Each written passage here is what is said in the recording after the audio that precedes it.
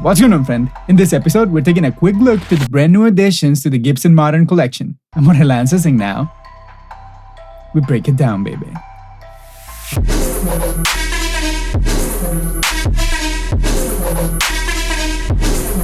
Alright, thank you so much for being here once again. And remember, as usual, like, subscribe, and do all those cool little things that we like to do on YouTube so that you and I can stay in touch with each other. Here we are again, my friend. You know the drill. I was just chilling at home and all of a sudden I get this email that I usually get and there's new guitars. And you know that every time there's new guitars, I like to come share them with you. So in this case, we're going to be going to the Gibson.com website because they're dropping some heat. Boom. There you go. So just to begin with, we're greeted by this new Les Paul Modern Lite. Let's see what we have here.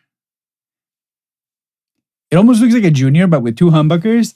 And I can see that it has a carved top. It's not a flat top. Oh, wow. And it also has a carved back. Okay, let's check more pictures. Wow, look at that.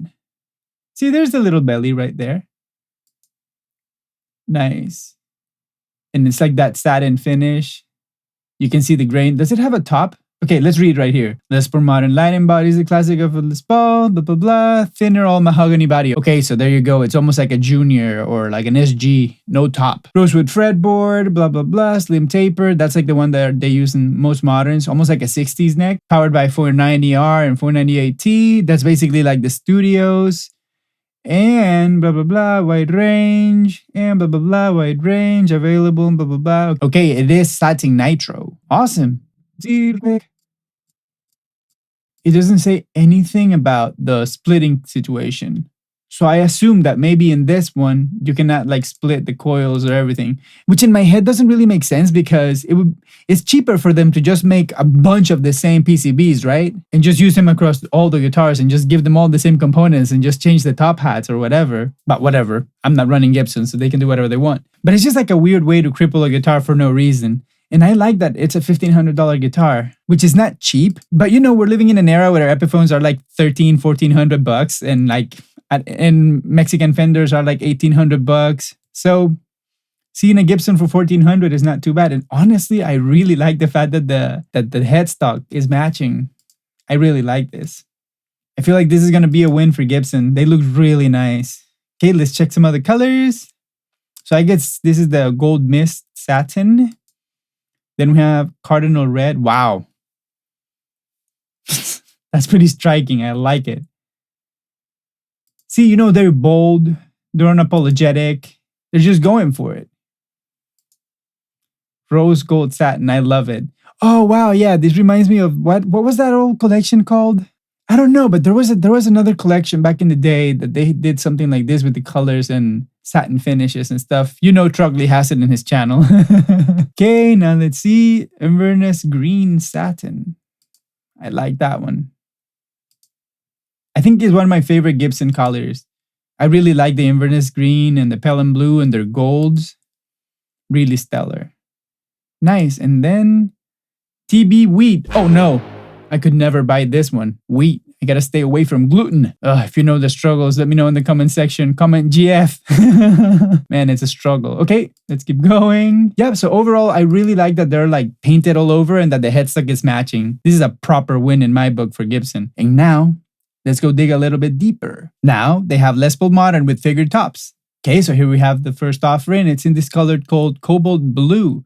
Wow, $3,000. It shocked me that it's $3,000 because with a figured top. Let's see, I already did this research and I find that the plain tops are also $3,000. So basically you are getting the flame top, which is a AAA maple top. You're getting it without a price bump. I think that's pretty good. All right, let's keep checking this out. The color, I think it's pretty nice. I like that aquamarine kind of like vibe. I wish it was like the teardrop fade. There's something about the perimeter burst that I don't really like. I like the teardrop.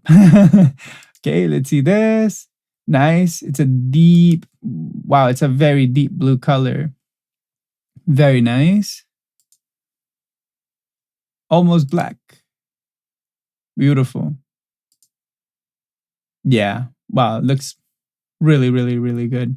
Same classic headstock. And honestly, there's absolutely no difference. This is just a Les Paul Modern with the same switches, the same controls, the same everything. So let's just check the other colors. Ooh, Cherry Burst. There's something about a red Les Paul, right? It just looks so cool. Beautiful. Yeah, and I mean, if you can get a flame like that, you're killing it. Maybe if you go to Wildwood, usually I notice that Wildwood has like some of the best tops that I've ever seen. So if you're trying to buy a Gibson Les Paul, maybe try to go check Wildwood guitars. Non-sponsored, there's no affiliation. They don't know me, I don't know them. I never even bought anything from Wildwood. But you know, I like to scroll my Reverb and see what's up, and I've noticed that Wildwood guitars, hands down, has always the best tops.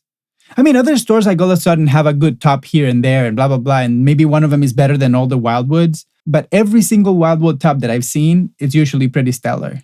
Maybe 95% of them are really, really awesome. So there you go. And boom. Seafoam green. Wow, this looks amazing. Really, really great. Let's see. Close up. Wow. It's super in your face. It's like almost like that turquoise that the new PRS SCs are using. And you can go check this video where we were taking a quick look to those guitars.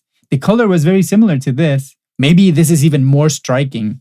I'm really liking it a lot. But there's more, my friend. Not only they drop the new lights, they drop new colors and tops on the moderns, and I'm about to shock you. Alright, and while the website is loading, why don't you go take a second and just go like, subscribe. How's your day? Are you doing okay? Thank you. Oh, so I've been trying to look for that third guitar that I was talking about, and I cannot see it anywhere. And you would be like, Jorge, what are you talking about?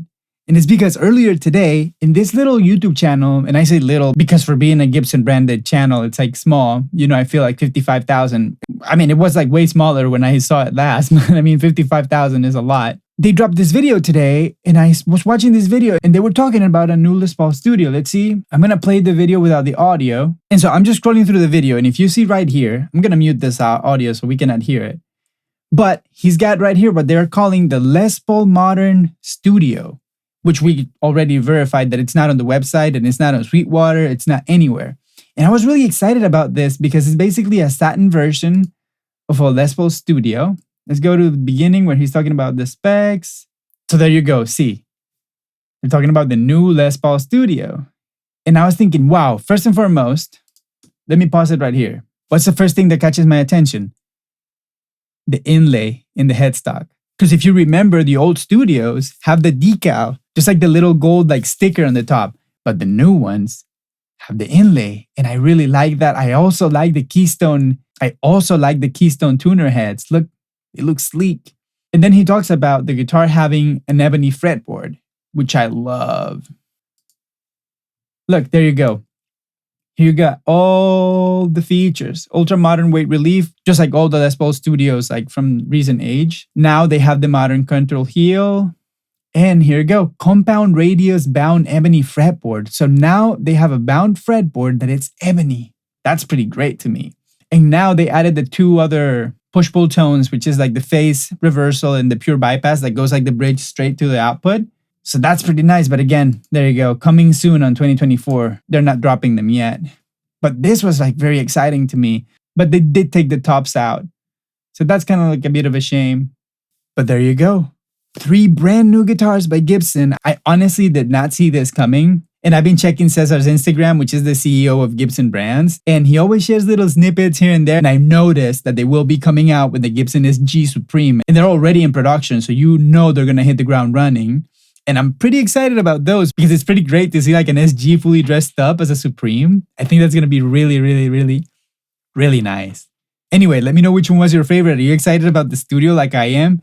Mostly not because, oh wow, the Studio is like a cult classic. No, but you know, it's a good offering. It's a great guitar, a pretty good price point to get into Gibson. So there's, in my opinion, nothing to fault it. If you think that just for you to get like a step up mostly in the aesthetics department, it's going to be almost like twice as much. I feel like the Studio is a great, great, great price point. Especially now that it has the cool inlaid headstock. I think that's pretty nice. And I want to take a second to thank every single one of you for liking the videos and subscribing and your super thanks and all the support that you give me.